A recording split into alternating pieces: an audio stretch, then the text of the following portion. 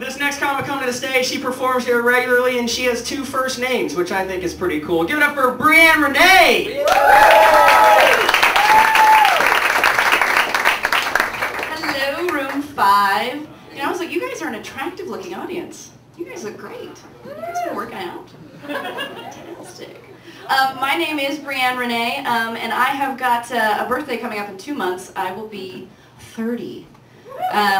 Thank you. And it, you know, it doesn't really, I'm not one, it doesn't bother me. To me, it's just a number. But I have noticed some differences, like between my early 20s and my late 20s.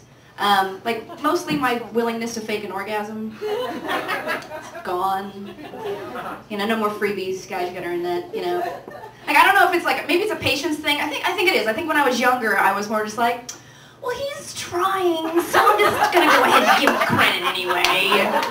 You know? And now it's just like, oh, he can't possibly think that I think that that works. Seriously. Come on.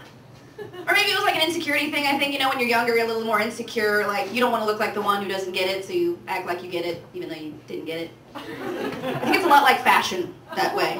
You know? You're younger, you're trying things on, you're just like, well, this is supposed to work, but it's kind of uncomfortable. I don't think it's supposed to itch. But it's what everybody else is doing, so I'm just going to act like I like it. Let's do it that way. A little older, a little wiser, now I'm just like, you know what, I know a poly cotton blend is not going to work for me, and neither is a plain in out, so bring something else to the table, maybe like a cashmere me, you know what I'm saying? I don't know what that means either, so it's okay. I've also noticed like the type of shows I watch have changed. Like all of a sudden I'm really into like crime drama shows, like CSI and Law and Order and that type of stuff, like anything on TNT. I'm just a sucker for those kind of shows. I don't know what it is, but like I'm kind of curious. There's so many. Like I wonder, is there a criminal out there who could be left in an interrogation room and still think it's just a regular mirror? Don't you think they figured it out by now? Maybe there's that one guy out there who doesn't have cable and he's just in the interrogation room like, you know, that mirror was a wise choice in this small space. Really opens the room up. Very feng shui. He doesn't watch TV, but apparently he knows what feng shui is. Smart guy. Or maybe the police are just hoping for that one criminal to walk up to that mirror and be like, well, I do not look like the killer that I am. And they will never find that body in Baker's Canyon, will they, reflection? I see no harm in confessing to this empty room and a regular old mirror. No problem at all. Then they catch the guy and he's like, but how did you know? Wait, it's what? I'll never trust my reflection again. Because apparently that criminal would be very dramatic. One thing I have learned from watching those shows, though, is that if I am ever accused of a crime, the first question I'm going to ask them is, am I the first person you suspected? I am? Well, then it's not me, is it? I'm going to go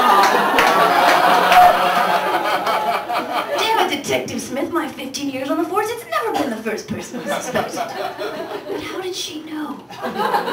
It's like she has TNT.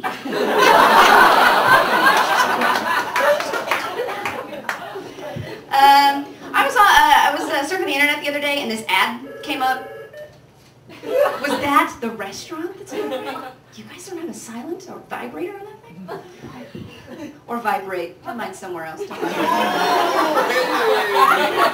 20s, I'm telling you. So I was surfing on the internet and this ad came up. It said, make her day, shop engagement rings. And it got me thinking, guys, I hope that you know that buying her an engagement ring is going to do a little bit more than make her day. Like, I'm afraid some guy's going to fall for this and just, like, think he's coming home doing something really nice, like, honey, heard you had a rough day at the office, so got you a little something. Lifetime commitment. No, make her day. Oh, shit. Like, that's how I know that ad was created by a woman. It's a little sneaky like that. A little bit sneaky. Like, if a guy had created that ad, it would have been much more straightforward, much more to the point, you know, something like, If you feel marriage is something you owe her by now, or Beyonce won, we do have to put a ring on it. Here for a sec, can I just say how much I hate that song though? I hate that song. If you liked it, you should have put a ring on it? Really? Is that where we are right now? If you liked it, you should have put a ring on it. Let's back up. How about if you liked it, you respected it, told it it was pretty once in a while? Why don't we start with that? Or how about if you liked it, you didn't call it it? How can a woman sing that song? It pisses me off. But God damn it, it's got a good beat. It is really hard to make a feminist point when you're busy shaking your booty. You know? So I don't want kids. I know this about myself, mostly because I'm afraid of having an ugly baby. I didn't realize how many ugly babies there were out there until a lot of my friends started having kids. And some of them were quite hideous, I'm sorry. And here's the deal though, nobody prepares you for the moment you're handed an ugly baby. What are you supposed to say? Because you can't say what you're thinking. I'm just looking at the kid going, oh my God, what did she do, fuck a boot?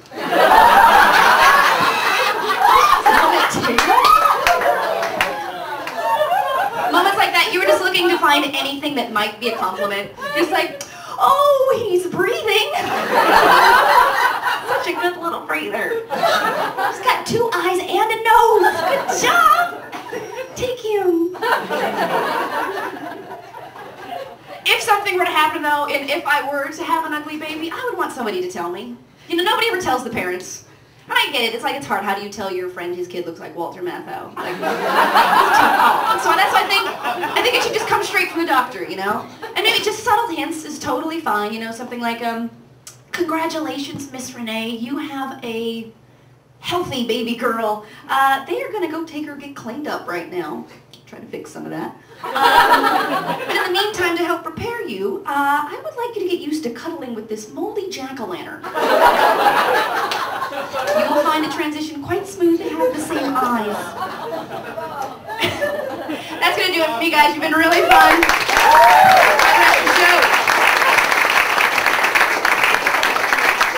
Keep it going for Brianne Rene.